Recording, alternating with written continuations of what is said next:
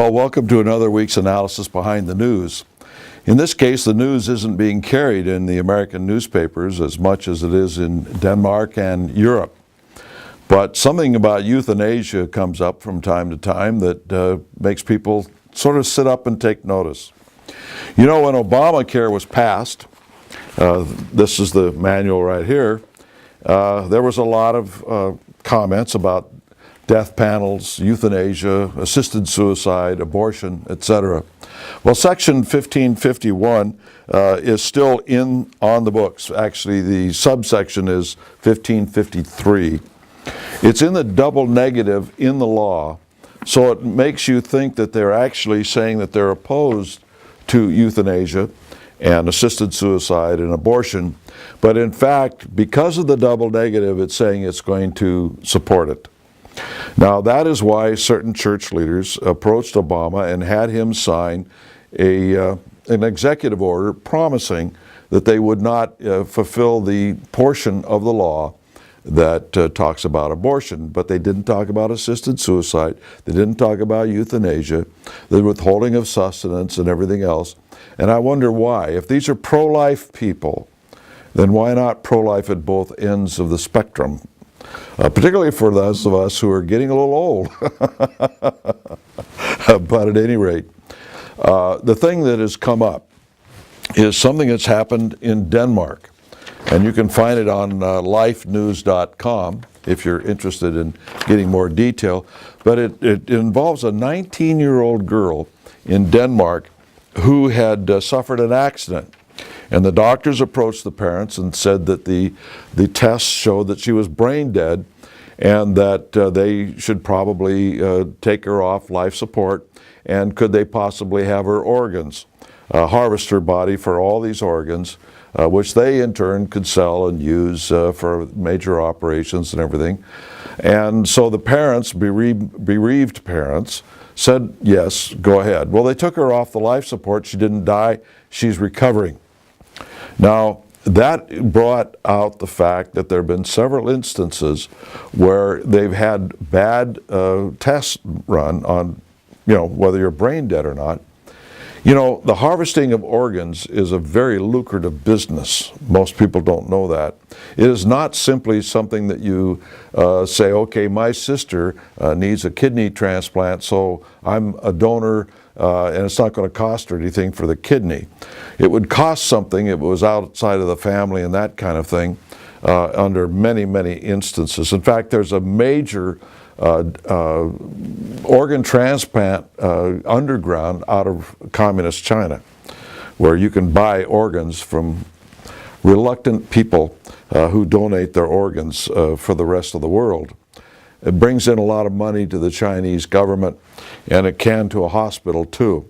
So here we have an instance where you've got a case that is that's showing up and causing people to take a second look at whether or not they want to be on the donor card list. I know on my driver's license, I make sure that the no is indelible in there, because I want them to do everything they will to, put me back on my feet, get me behind the wheel of a car again, whatever.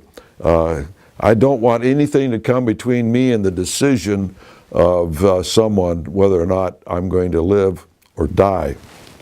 At any rate, something that's just occurred in the paper yesterday in the New York Times is a 2-page advertisement for Carnegie Corporation of New York and all the various Carnegie benevolent things that they do, and also the individuals that cooperate with them in all of this benevolence.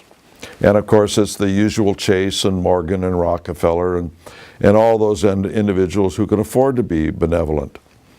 Let me just explain something a little bit about Andrew Carnegie. Andrew Carnegie grew up in a Chartist home, C-H-A-R-T-I-S-T. That was the socialist communist movement in Great Britain. He, in his official and unofficial biographies, is quoted as saying that one of the greatest ambitions he had as a teenager was to grow up and kill a king. or the nobles or royalty or whatever. He never changed that outlook. When he came to the United States, he maintained this radicalism his entire life.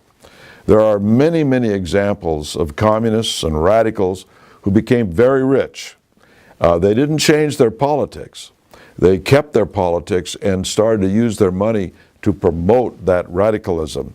Certainly Andrew Carnegie did that. For those of you who have a copy of The Creature from Jekyll Island, you will see a cartoon in there that was in the St. Louis Dispatch back, I think, 1911, showing, amongst others, Andrew Carnegie gathering around Karl Marx, just waiting to shake his hand. And so the St. Louis newspaper knew what was in the hearts of many of these industrialists.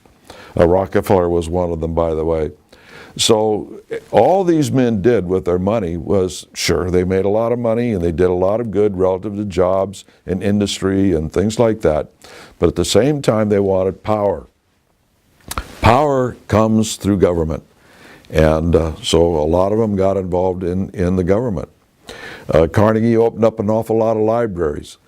But if you control what a person reads while making it look like they've got a wide diversity of reading when they really do not, then you can channel how people think and how they vote.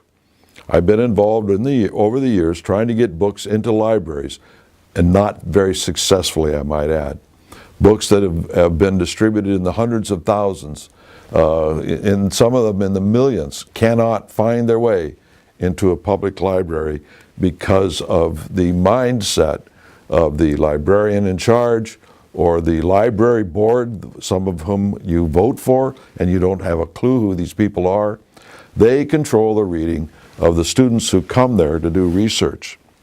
We find, by the way, that Russia has now expanded its law on treason so that almost anything that you do, you can be charged with treason and sent off to those mysterious places in Siberia that supposedly don't exist anymore.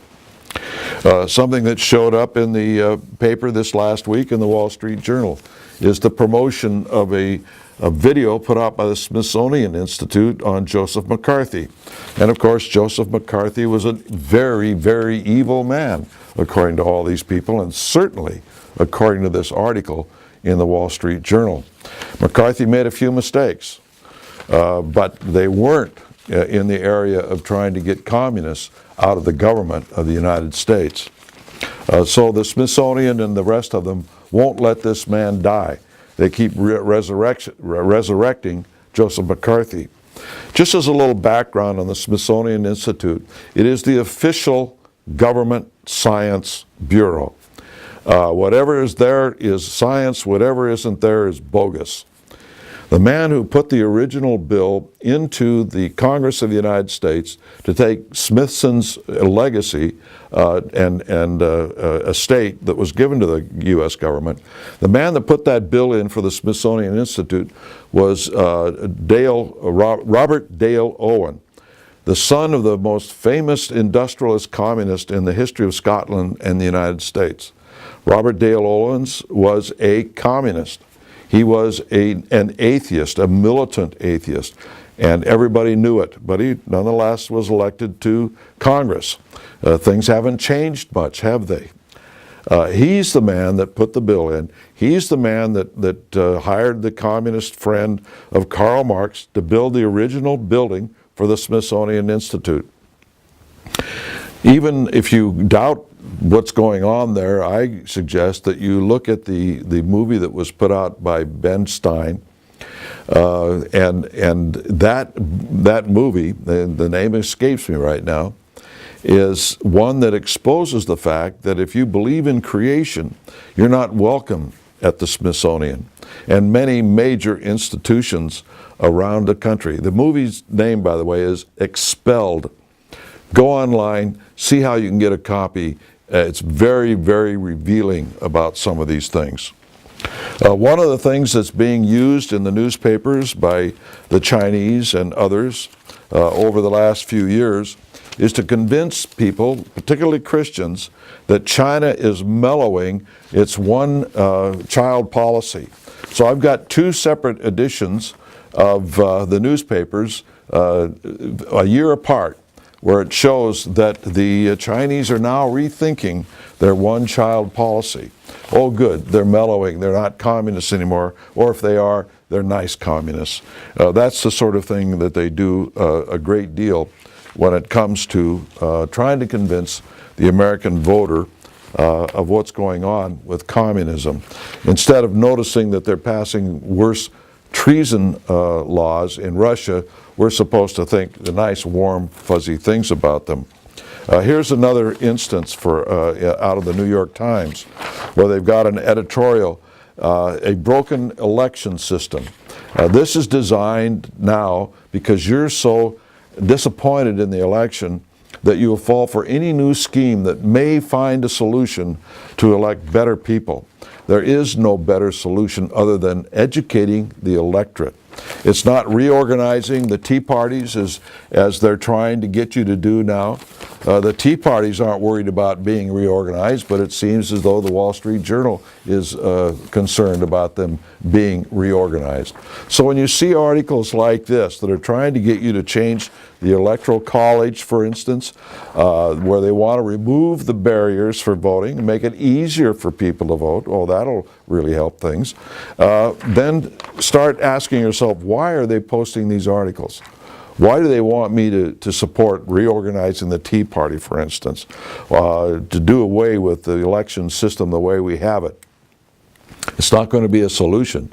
The solution will always be in educating the voter and understanding the background for a lot of these things that we talk about here every week. Until next week,